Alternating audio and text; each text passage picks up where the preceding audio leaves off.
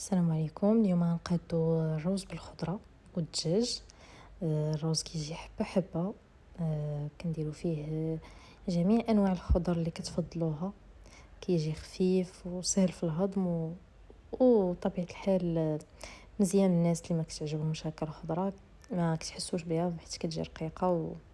وتبعوا معايا الطريقه. اول حاجه كناخذ واحد البول اللي غنصغيب فيه الشرموله اللي غادي نشرمل فيها هادشي كامل. نقزبروا معدنوس ونحكوا الثومه تقريبا 2 فصوص من الثوم وقزبر ومعدنوس يكونوا مدقوقين. يعني هاد الطريقه راه كيجي بها الروز بنين بزاف وصحي العشاق الروز وكتستافدوا حتى من الخضار والدجاج. يعني هنا درت تقريبا 3 فصوص من الثوم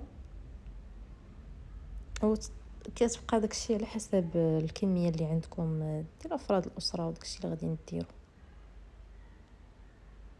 صافي دابا غادي نبدا نضيف في باقي العناصر.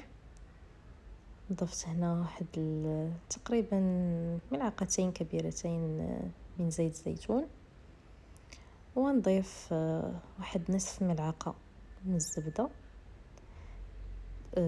سواء نباتيه ولا حيوانيه. كانت حيوانيه افضل. والناس اللي كيفضلوا السمن راه حتى بالسمن كيجي زوين. يعني الا كنتو كتفضلوا الكحه القويه ديال السمن راه ضيفوا السمن في بلاصه الزبده. صافي وهنا كنضيفوا الملح اللي حتى هو كيبقى حسب الذوق. من بعد كنضيفوا الخرقوم وكنضيف سكينجبير. المهم العطريه راه معروفه اللي كنديروها هنا. القزبر حبوب مدقوق كنضيف منه حتى واحد القليل وكنضيفه كذلك القليل من الكمون. يعني هاد الماغينات هي اللي غادي نشرمل فيها داكشي كامل اللي عندي منهم الروز والخضار. نحركها مزيان حتى تدخل ليا العناصر في بعضياتها ينسجموا ليا العناصر مع بعضياتهم. هنا تقدروا تزيدوا البزار. انا لاسباب صحيه ما كنديروش تضيفوا البزار ولا الهريسه. اذا هادو هما الخضر اللي استعملت انا اللي متوفرين عندي وتقدروا تزيدوا عليهم تنقصوا عليهم الاختيار ديالكم. عندي كورجيت خيزو عندي ليشو عندي البصل وعندي البطاطس والفلفل. كليكم ديروا فلفل الوان يعني تكتفيوا غير الفلافل. تقدروا ديروا خضره كامله.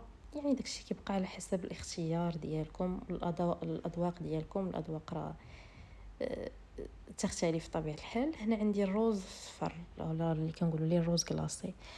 هذا كنسلقو غير نص سلقه ماشي كيتسلق كامل غير واحد تغلي عليه الغليه صافي وكنطفي عليه نصفيه وكنضيفوا لهذا الشيء حيت انا هذا الروز كنديرو في الكسكاس. يعني اللي كيفضل يديرو في كوكوت ديريه في كوكوت بلا ما تسلقيه بلا ما تحتاجي تسلقيه. انا راه ضفت واحد الجوريقه ديال ورقه موسى. يعني انا كان الطريقه ديالي انني كنديرو في الكسكاس كيجيني احسن. يعني كيحافظ على القيمه ديالو ما كيتحرق ليا ما والو.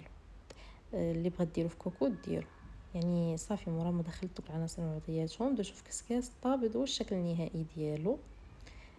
كنتمنى تجربوه ولا جربتوه ما تنساوش تقولوا لي كي جاكم وبالصحه والراحه. واللي عجبو الفيديو كنتمنى انكم تبخلوش عليا باللايكات ديالكم والدعم ديالكم هو اللي كيشجعني وكيخليني نزيد نستمر. واكيد ما تنسونيش من المتابعه. شكرا وبالصحه والراحه.